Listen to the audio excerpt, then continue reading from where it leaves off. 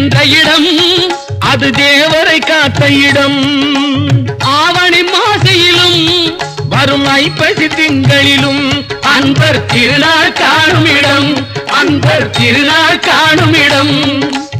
அசுரரை வென்ற இடம் அது தேவரை காத்த இடம்.